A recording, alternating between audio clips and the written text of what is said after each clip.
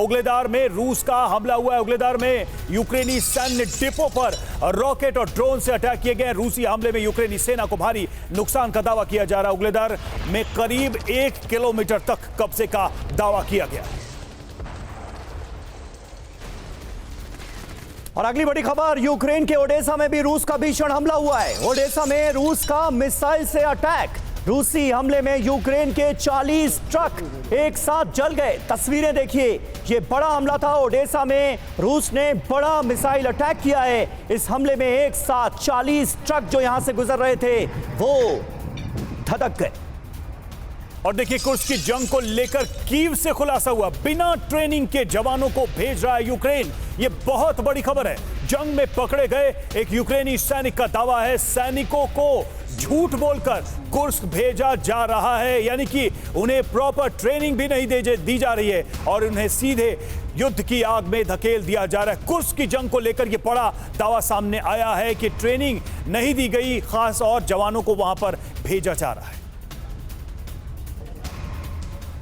तो देखिए, ये हैरान कर देने वाला दावा सामने आया है ऐसे वक्त में जब ये खबरें सामने आ रही हैं कि कुर्स्क में यूक्रेनी सेना बढ़त बनाती हुई दिख रही है। 4 और इलाके उसने अपने कब्जे में ले लिए हैं। यूक्रेनी सैनिकों के साथ साजिश। कुर्स्क को लेकर बड़ा खुलासा। यूक्रेन के सैनिकों को जबरदस्ती कुर्स्क भेजा जा रहा है, ये जानकारी सामने आई है। बिना ट्रेनिंग के सैनिकों को कुर्स्क में रूस की सेना से, प्रोफेशनल आर्मी से लड़ने के लिए छोड़ दिया गया है। सैनिकों को सुमी बताकर कुर्स्क में जंग के लिए भेजा गया। यह कहा जा रहा है, बताया गया कि सुमी जाना है, भेज दिया गया कुर्स्क।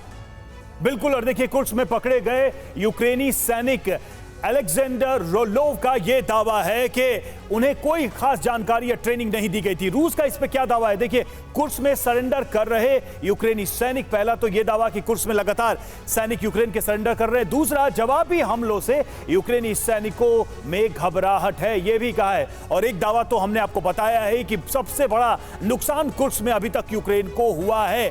मनीष, रूस जिस तरह के दावे कर रहा है कुर्स्क को लेकर, चाहे सैनिकों को लेकर, चाहे यूक्रेन के नुकसान को लेकर, ये कितने रिलायबल हैं? क्योंकि रूस की तरफ से नुकसान के जब भी आंकड़े दिए जाते हैं उस पर मीडिया, खासकर वेस्टर्न मीडिया, हमेशा क्वेश्चन करता है। देखिए, युद्ध के दौरान इस तरह के प्रोपेगेंडा चलता रहता है। मैं कहता हूं कि यूक्रेन के सैनिक जो है वो हथियार, बंदूक उठाने की स्थिति में नहीं थे, लेकिन हकीकत तो यही है ना कि यूक्रेन के सैनिक रूस की सीमा के भीतर गए। कुर्स्क में उन्होंने 15-20 दिन ही सही अभी अपने पोजीशन को बनाए हुए हैं, तो ये उनकी एक उपलब्धि है। और इसके लिए जनरल सिविस्की को बधाई देना होगा, यूक्रेन के आर्मी चीफ को, कि उन्होंने एक शॉक ऑपरेशन किया और उसमें वो कामयाब हुए। हाँ, ये बात है कि अगर जेलेंस्की ये कहते हैं कि हम कुर्स्क पर पोजीशन बनाकर रखेंगे, आने वाले समय में बातचीत के दरमियान हम कहेंगे कि तुम क्रीमिया छोड़ दो, हम कुर्स्क छोड़ देंगे, ये सब नहीं होने वाला। हम और आप सब जानते हैं कि ये केवल कुछ हफ्ते की बात है या 2-3 महीने की बात है। कुर्स्क के एक-एक इंच जमीन को रूस अपने कब्जे में वापस ले लेगा और जब तक यूक्रेन का एक भी सैनिक वहां मौजूद है तब तक पुतिन हरगिज बातचीत करने नहीं जाएंगे। ये बात पुतिन ने क्लियर कर दी है।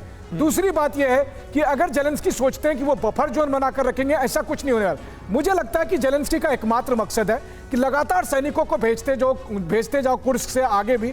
अगर 10 सैनिक भी मान लीजिए चोरी छुपके किसी तरह से मॉस्को तक पहुंच गए, क्रेमलिन के आसपास से उन्होंने 2 फोटो खींच के भेज दी, तो सोचिए अमेरिका में क्या आएगा कि यूक्रेन के सैनिक क्रेमलिन पहुंचे, यूक्रेन के सैनिक मॉस्को पहुंचे। और यही दरअसल मकसद है जेलेंस्की का।